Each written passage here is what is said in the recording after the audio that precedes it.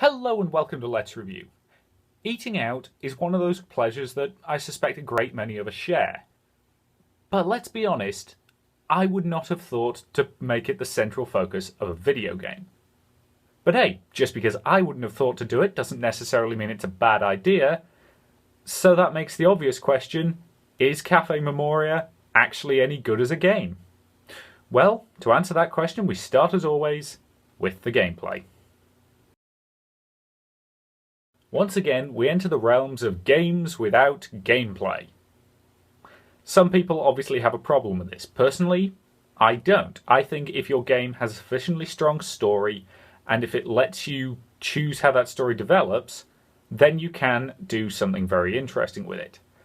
And does Cafe Memoria? Well, in Cafe Memoria, you go out to eat. Several times. Yeah, I'm not actually kidding. That's the entire extent of the story. There really is very little to talk about here, for the simple reason that it's all about your interactions with the waitstaff and how you grade them at the end of it. And as a result, I really don't have much to say here. I mean, do you have anything you can add? Did you get your hair cut shorter than usual this time? Oh yeah, way to stay on topic, Martin.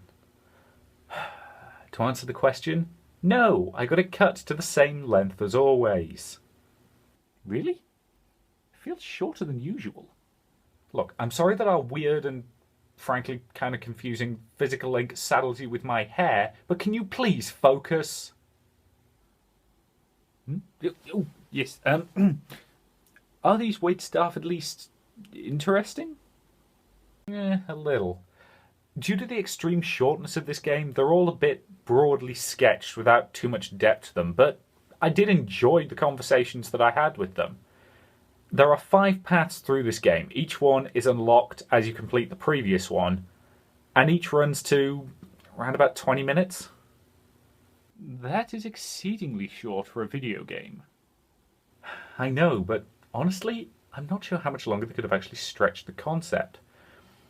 The thing is, what's here isn't bad. It's quite well written and I wasn't bored. But it feels more like the prologue for something else. And honestly, if that had been the case, I think I'd have been interested in seeing it. As it stands on its own, though, it's by no means bad. There's just not a lot to it. The art is pretty good. It's got that fairly standard anime style about it, but overall it's pretty well executed. The characters are all fairly well drawn. There's nothing I can complain about on that front. The backgrounds, likewise, are fine. Nothing amazing, but perfectly functional. And overall, the art is fine.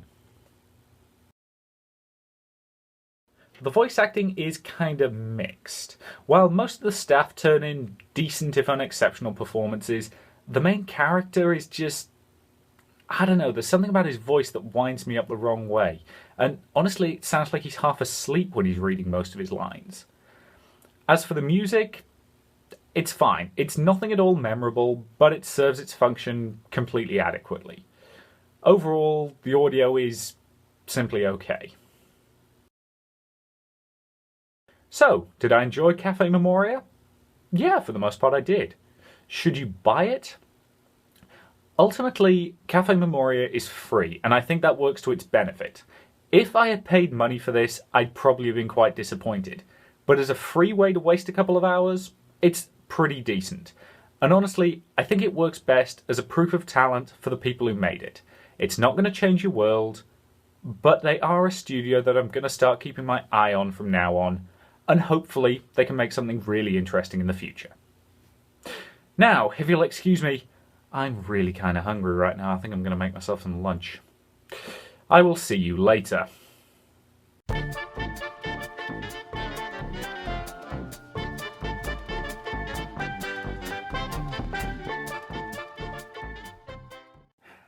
You know, I actually feel kind of bad about how short this week's episode is.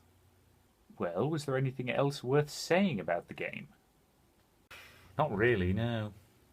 Well, then you have done all that you can.